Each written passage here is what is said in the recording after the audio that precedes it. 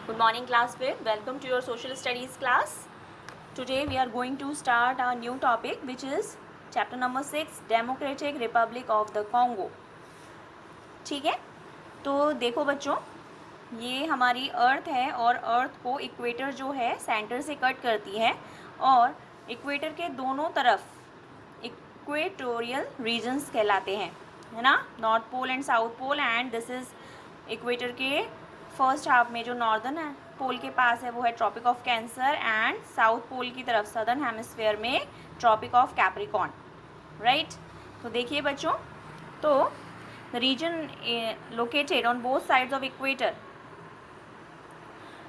Regions जो कि equator के बोथ साइड्स में हैं उन्हें इक्वेटोरियल रीजन्स बोलते हैं। And democratic republic of the Congo lies in the equatorial region. और ये जो DRC, जिसे शॉर्ट फॉर्म में हम DRC बोलते हैं, democratic republic of the Congo, ये इक्वेटोरियल रीजन में लाई करता है। अब हम इस कंट्री के बारे में ज़्यादा पढ़ेंगे, तो देखिए डिटेल में पढ़ते हैं। Democratic republic of the Congo is the second largest country in Africa. ये सेकेंड लार्जेस्ट कंट्री है अफ्रीका की। एंड इसको पहले हम ज़ायरे बोलते थे और अभी इसकी कैपिटल है किनशासा, राइट। देखिए बच्चों इसकी location, the democratic republic of the Congo और Congo Kinshasa is a country situated in central Africa. ये सेंट्रल अफ्रीका में लोकेटेड है और इसकी बाउंड्रीज जो हैं वो डिफरेंट डायरेक्शंस में कैसे कैसे दूसरी जगहों से मिलती हैं। तो ईस्ट में इसकी boundaries Uganda, Rwanda, Burundi and Tanzania से मिलती हैं। वेस्ट में रिपब्लिक ऑफ कॉन्गो से और नॉर्थ में central African Republic and south Sudan से इसकी नॉर्थ में बाउंड्रीज मिलती हैं। नेक्स्ट देखिए, साउथ में जाम्बिया एंड अंगोला इनसे मिलती हैं। यहाँ पर आपको सारी जो भी बाउंड्रीज हैं इसकी जहाँ जहाँ टच करती हैं वो दिखाया गया है इस डायग्राम के अंदर। नेक्स्ट देखिए, लैंड एंड वाटर बॉडीज़। तो the north eastern part of the DRC has the Rwenzori mountain. तो इसके नॉर्दर्न ईस्ट पार्ट में ये माउंटेन लाई करते हैं। The Mount Margherita is the highest peak of this range. और इसकी हाईएस्ट पीक इस माउंटेन की है Mount Margherita. The eastern part of the DRC has 4 major lakes. Eastern part में DRC के 4 बड़ी लेक्स हैं और इन लेक्स के नाम क्या हैं? Albert, Edward, Kivu and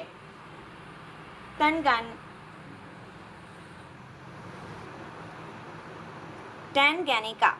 the Congo river is the second longest river of Africa.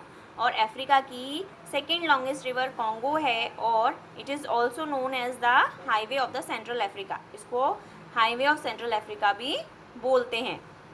यहाँ का क्लाइमेट देखिए बच्चों, DRC is a hot and wet climate.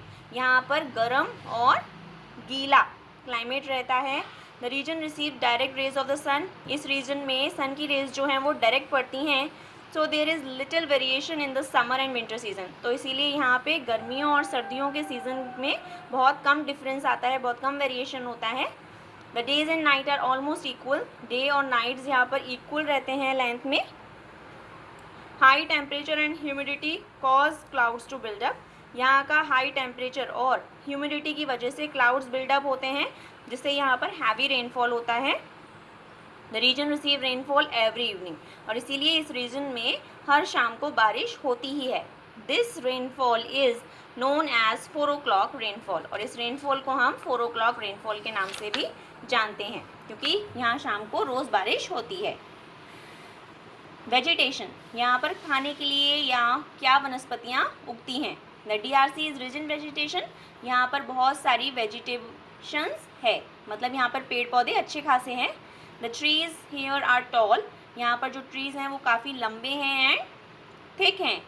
Canopy at the top and form a thick canopy at the top, जो कि thick canopy बनाते हैं। Canopy का मतलब होता है branches of trees that spread over an area like a roof.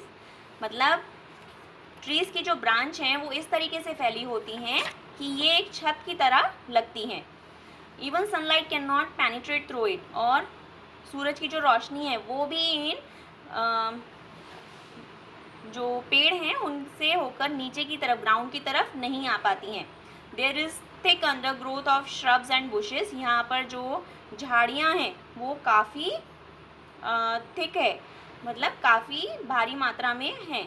Most of the trees have creepers growing around them, और ज़्यादातर ट्रीज़ के आसपास जो क्रीपर्स हैं, मतलब जो बेल हैं या लताएं हैं, वो उग जाती हैं।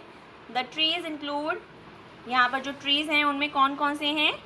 Mahogany, ebony, redwood, rosewood, rubber and bamboo.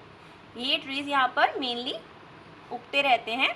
All trees do not shade there leaves at the same time, सभी ट्रीज जो हैं अपनी लीव्स को, मतलब पतझड़ का मौसम हर ट्री का सेम नहीं होता है। The forest look green through out the year, इसीलिए यहाँ पर पूरे साल भर हरियाली छाई रहती है। And hence are called the tropical evergreen forest, इसीलिए इसको हम ट्रॉपिकल एवरग्रीन फॉरेस्ट के नाम से भी जानते हैं। Okay students, now moving on to wild life of DRC, मतलब यहाँ पर जो जानवर हैं, देखो बच्चों, यहाँ के फॉरेस्ट में वाइल्ड लाइफ मतलब जानवर बहुत सारे पाए जाते हैं। Animals such as gorilla, lions, hyenas, hippopotamus, rhinoceros, elephant, snakes, crocodiles यहाँ पर पाए जाते हैं। और बहुत ही वाइड वैरायटी की, मतलब बहुत सारे प्रकार की यहाँ पे बर्ड्स भी पाए जाते हैं, जैसे पेलिकन्स, डक्स, ईगल्स, आउल्स। ठीक है।